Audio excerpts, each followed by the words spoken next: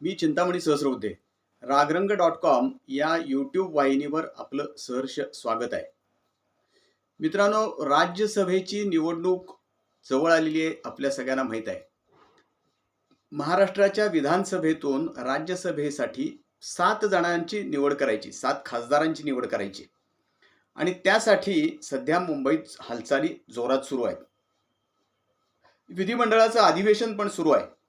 पण त्याच वेळेला राज्यसभेच्या निवडणुकीसाठी जोरदारपणे राजकीय घमासान सुरू आहे. अर्थात ही जी काही राजकीय धावपळ, राजकीय उलथापालथ सगळी चाललेली आहे, ती महायुतीच्या गोटात फारशी नाही आहे. कारण महायुतीचं एकूण संख्याबळ आणि त्यांच्या सगळ्या पक्षांची, तिन्ही पक्षांची एकी याचा जर आपण हिशेब केला तर त्यांच्या 7 पैकी 6 जागा ह्या निश्चितपणे येणार आहेत. परंतु ज्या महाविकास आघाडीला 1 जागा मिळायची शक्यता आहे, मिळणार आहे, त्यांच्यामध्येच अधिक उलथापालथ सगळीकडे सुरू आहे, घमासान सुरू आहे, राजकीय जुगलबंदी चालू आहे. महाविकास आघाडीतले काँग्रेस, शरद पवारांची राष्ट्रवादी काँग्रेस आणि शिवसेना ह्या तिन्ही पक्षांची इच्छा अशी आहे, तिन्ही पक्षाच्या नेत्यांची इच्छा अशी आहे की राज्यसभेची ही जी काही 1 जागा आहे ती त्यांच्या पक्षाला मिळावी. विशेषतः शिवसेनेचे जे युवा नेते आहेत, आमदार आदित्य ठाकरे, हे या जागेवरचा शिवसेनेचा दावा सोडायला तयार नाहीत.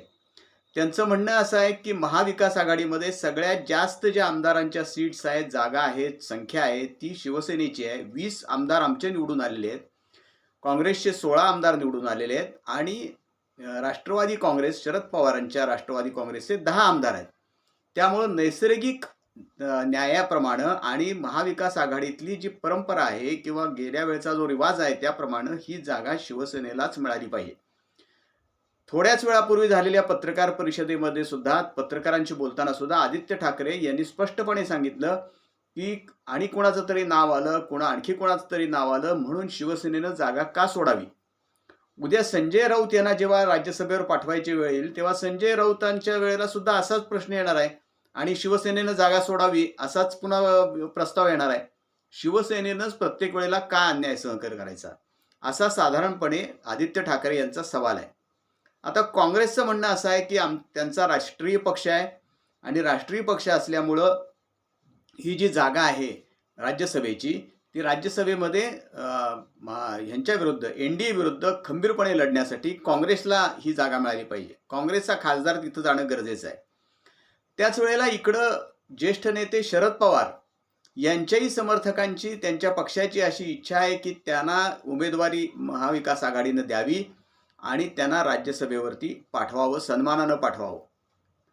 आता प्रश्न असा आहे की 1 जागा आणि 3 जण उमेदवार, 3 जण दावेदार, अशी परिस्थिती निर्माण झालेली आहे. त्यामुळं काय नेमकं करायचं असा महाविकास आघाडी पुढे प्रश्न आहे. अर्थात प्रत्येक जणाने आपापली बाजू लावून धरलेली आहे. आता यामध्ये भारतीय जनता पक्ष आणि महायुती यांनी मात्र असा एक राजकीय डावपेच टाकलेला आहे की त्यांनी असं सांगितलेलं आहे की आमच्या 6 जागा निवडून येणार आहेत, 1 जागा महाविकास आघाडीला मिळणार आहे, त्यांनी ठरवावं कोणाला उमेदवारी द्यायची.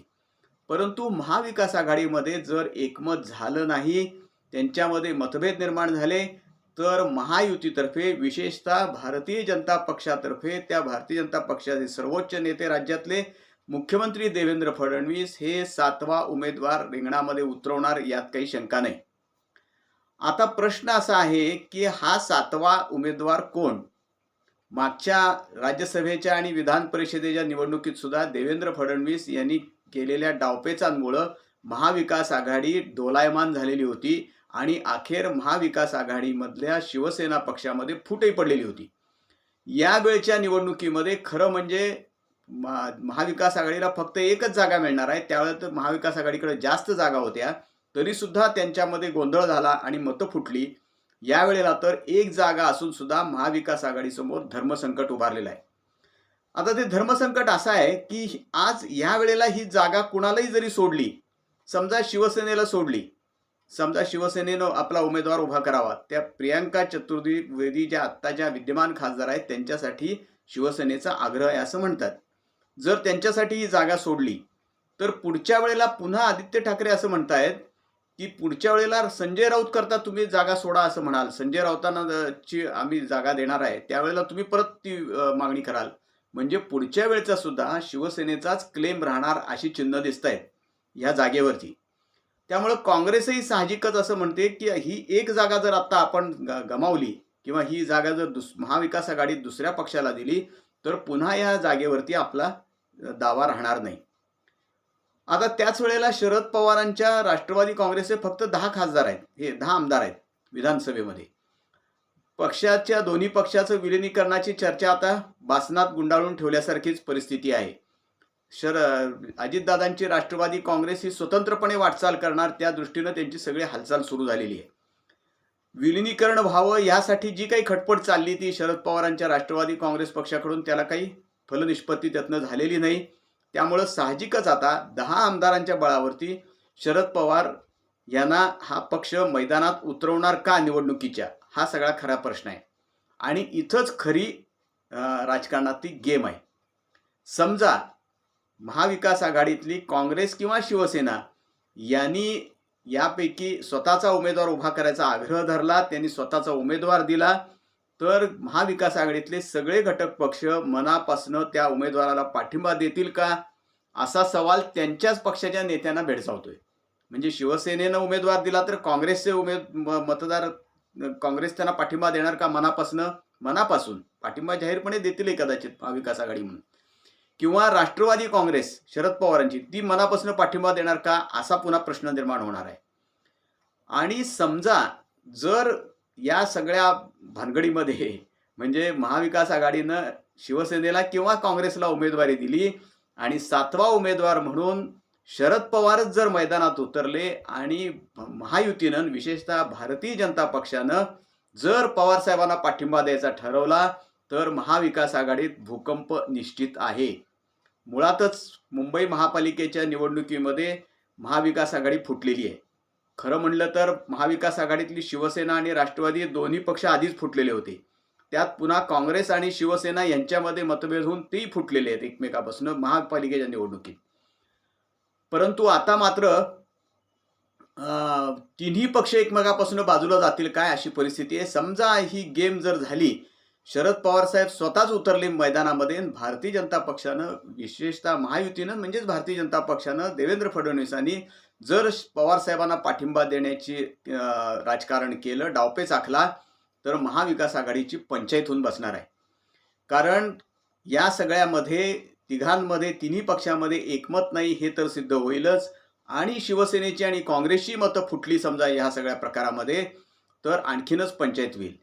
याशिवाय एक गोष्ट महत्त्वाची आहे की महायुतीकडं भारतीय जनता पक्षाकडं 6 उमेदवार निवडून देऊन सुद्धा काही मतं शिल्लक राहत आहेत त्यांच्याकडे जादा. त्यामुळं ती मतं सुद्धा ते तिकडं देऊ शकतात. परंतु त्याच वेळेला काँग्रेस आणि शिवसेनेतली सुद्धा काही मतं फोडायचा त्यांचा प्रयत्न राहणार आहे. अर्थात शिवसेना आणि महाविकास आघाडी सुद्धा तसा प्रयत्न करणार नाही असं बिलकुल नाही. तेही काही राजकारण खेळायला बसलेले आहेत. तेही महायुतीतले काही आमदार फोडायचा प्रयत्न, मतं काही फोडायचा प्रयत्न करू शकतात. होईल का नाही ते माहीत नाही, करतील का नाही हेही आपल्याला माहीत नाही, परंतु करू शकतात एवढं निश्चित आहे. दुसरी ह्याच्यातली अशी खरं राजकारण आहे की काही दिवसानंतर विधान परिषदेची पण निवडणूक होणार आहे. आणि त्या विधान परिषदेच्या निवडणुकीपर्यंत आत्ता जे शिवसेनेचे पक्षप्रमुख आहेत उद्धवजी ठाकरे यांची मुदत संपतीये विधान परिषदेची. त्यामुळं त्यांचा क्लेम राहणार आहे विधान परिषदेसाठी. आत्ता समजा शिवसेनेनं जर स्वतःच उमेदवारी घेतली, स्वतःकडे उमेदवारी घेतली राज्यसभेची, तर पुढच्या वेळेला काँग्रेस विधान परिषदेच्या उमेदवारीसाठी आग्रही राहणार. ते शिवसेनेला पाठिंबा देतील याची आज खात्री कोणी देऊ शकत नाही. समजा आता काँग्रेसला ही उमेदवारी दिली राज्यसभेची, तर पुढच्या वेळेला शिवसेनेला राज्यसभेची उमेदवारी मिळू शकते कदाचित. परंतु विधान परिषदेची उमेदवारीवर सुद्धा समजा महाविकास आघाडीतल्या पक्षाने दावा केला तर काय, शिवसेनेला जर समजा आता खासदारकीची जागा मिळाली तर विधान परिषदेची जागा मात्र काँग्रेसच मागणार, यात काही शंका नाही. असा सगळा पेच प्रसंग, धर्मसंकट महाविकास आघाडी समोर उभं राहिलेलं आहे. अर्थात राजकारणातले सगळे नेते आहेत, मुरब्बी नेते आहेत, तिन्ही पक्षामध्ये मुरब्बी नेते आहेत, ते यातून काहीतरी तोडगा काढतील. काय मार्ग काढतात पाहूया. पण तूर्त तरी महाविकास आघाडीसमोर मोठं धर्मसंकट आहे. महाविकास आघाडीच संपूर्ण धोक्यात येते काय अशी परिस्थिती आहे. नजीकच्या काळात काही फारशा मोठ्या निवडणुका नाहीत हे खरं आहे, पण तरीसुद्धा आत्ताच महाविकास आघाडीमध्ये अशा पद्धतीची बिघाडी होणं हे एकूणच राज्याच्या राजकारणावरती आणि देश पातळीवरच्या इंडी आघाडी जी आहे त्याच्या राजकारणावर सुद्धा परिणाम करणारं ठरू शकतं. भारतीय जनता पक्ष आणि महायुती या निवडणुकीमध्ये कसे पुढचे डावपेच आखले जातात आणि स्वतः पवार साहेब मैदानात उतरतात का ह्यावर खरी निवडणुकीची रंगत अवलंबून राहणार आहे. पवार साहेब मैदानात उतरले तर काँग्रेस आणि शिवसेना ह्या दोघांचीही पंचायत होणार आहे. नेमकं काय करायचं त्यांना कळणार नाही आहे आणि या गोंधळामध्ये कदाचित 7वा उमेदवार महायुतीचा मैदानात उतरण्याची शक्यता नाकारता येत नाही. पाहूया नेमकं काय होतं ते. परंतु हे मोठं धर्मसंकट महाविकास आघाडी समोर आहे. महाविकास आघाडीच अस्तित्वात राहील का नाही अशी शंका निर्माण व्हावी अशी परिस्थिती आता निर्माण झाली आहे. पाहूया नेमकं काय होतं ते. कळेलच आपल्याला. 5 तारखेला उमेदवारी अर्ज भरायचा शेवटचा दिवस आहे, 5 मार्चला. त्याच वेळेला आपल्याला चित्र स्पष्ट होईल. कदाचित 1-2 दिवसात सुद्धा हे 2-3 दिवसात सुद्धा हे चित्र स्पष्ट व्हायची शक्यता आहे. आमचं हे रागरंग.com ही जी यूट्यूब वाहिनी आहे ही आपण लाईक करा, शेअर करा आणि सबस्क्राईब करा. धन्यवाद.